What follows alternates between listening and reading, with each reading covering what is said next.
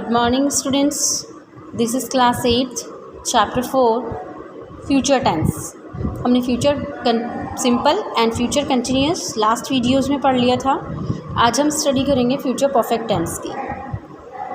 Future में कोई काम जब कंप्लीट हो जाता है उसके लिए हमें क्या यूज़ करते हैं, फ्यूचर परफेक्ट टेंस यूज़ में लेते हैं. फ्यूचर परफेक्ट टेंस में की जो हेल्पिंग वर्ब होती है वो होती है विल और शैल. उसके साथ में आता है हैव, विल हैव और शैल हैव.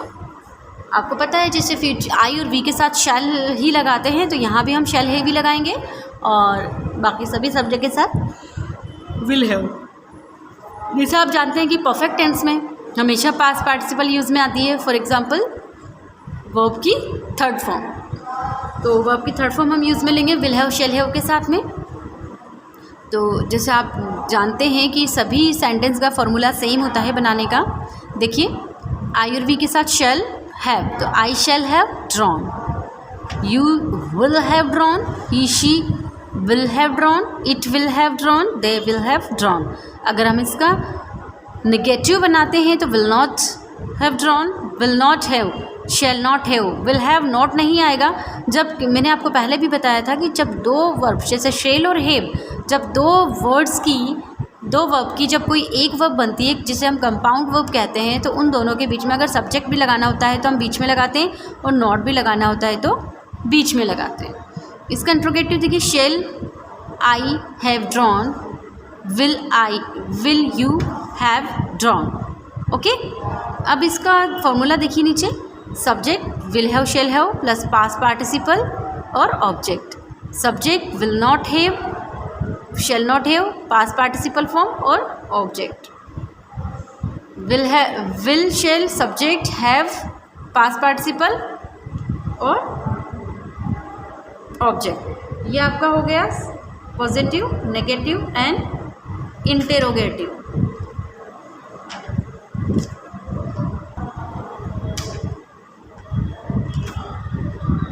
देखिए अब इंट्रोगेटिव नेगेटिव वही will shall plus subject plus not plus have plus past participle plus object.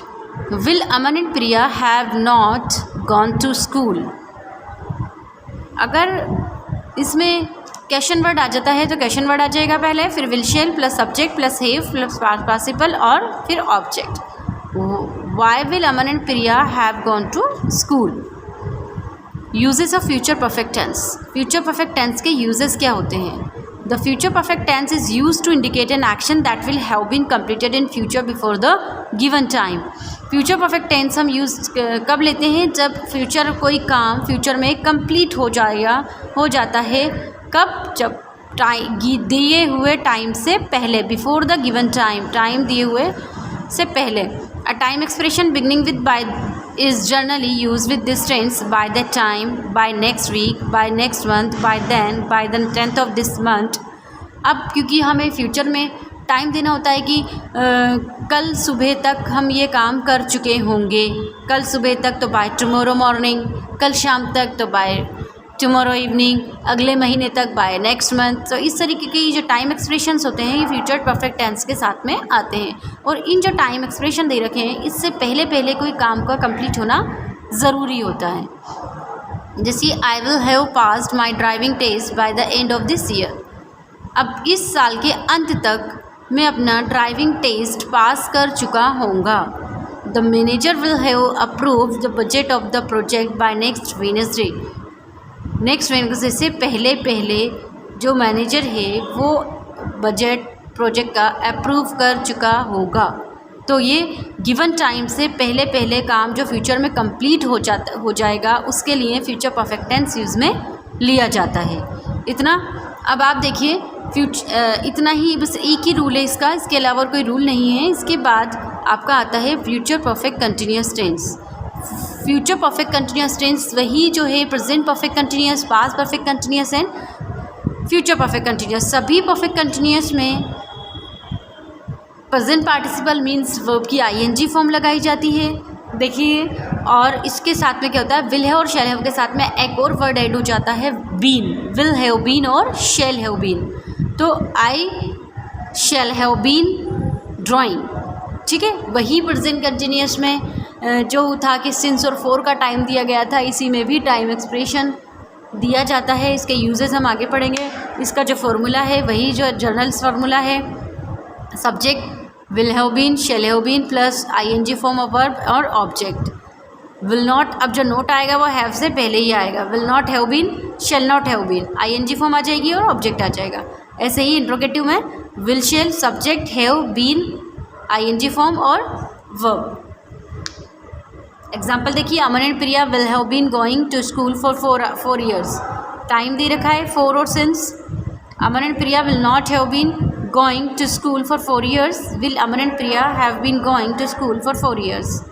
Negative और इंट्रोगेटिव में क्या होता है, वही सेम फॉर्मूला है। Will Aman and Priya not have been going to school for 4 years। Question word आ जाए तो how long will Aman and Priya have been going to school. Question word will, shall, subject, have been, ING form और object. देखिए इसके uses क्या होते हैं। The future perfect continuous tense is used to express an action which will begin before a definite moment in the future। इस tense का कब use में लिया जाता है, ऐसे एक्शन को एक्सप्रेस करने के लिए जो शुरू हुआ हो, which will begin before a definite moment, किसी एक मोमेंट डेफिनेट मोमेंट से पहले शुरू हुआ हो, and will continue to that moment, और वो कंटिन्यू रहा उस मोमेंट तक, and will be in progress even at that moment. मतलब जो हम एक डेफिनेट मोमेंट टाइम बताएं उससे पहले वो काम शुरू हो गया हो, ठीक है, प्रेजेंट में शुरू हो गया हो, वो फ्यूचर तक कंटिन्यू रहा हो जो टाइम हमने दे रखा है, और फिर उसके बाद वो एंड प्रोग्रेस में रहा हो, ठीक है। जब हम बात कर रहे हैं जिस मोमेंट पर हम जो टाइम दिया गया उस मोमेंट पर आकर तक वो काम क्या रहे, कंटिन्यू रहे। जैसे in July next year Suparna will have been practising law for 3 years। मतलब अगले साल जुलाई तक सुपर्णा अपनी प्रैक्टिसिंग कर रही होगी 3 साल से। मतलब अभी शुरू हुआ, अगली जुलाई तक क्या करेगी, वो अपनी प्रैक्टिस कर रही होगी 3 साल से। My brother will have been living abroad for 5 years this September. इस सेप्टेम्बर में 5 साल से वो वहाँ रह रहा होगा, मतलब सितंबर तक उसको 5 साल हो जाएंगे रहते हुए। सिर्फ यही यहाँ तक है फ्यूचर परफेक्ट कंटिन्यूअस। एक ही यूज़ है ये कि कोई काम प्रेजेंट में स्टार्ट हुआ हो और वो फ्यूचर तक कंटिन्यू रहा हो जब तक हम बात कर रहे हैं। तो इसमें वही सिंस और फॉर का यूज़ आता है, सिंस डेफिनेट टाइम और फॉर इनडेफिनेट टाइम। तो यहाँ 5 years इनडेफिनेट टाइम है, इसलिए यहाँ पर 4 आया, फॉर 5 years आया। ओके, तो आपके टेंसेस यहीं ख़त्म होते हैं। आपने present tense, future tense and past tense तीनों की स्टडी कर ली है।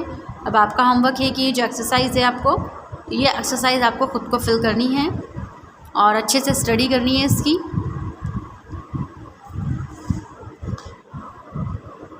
Till then, thank you.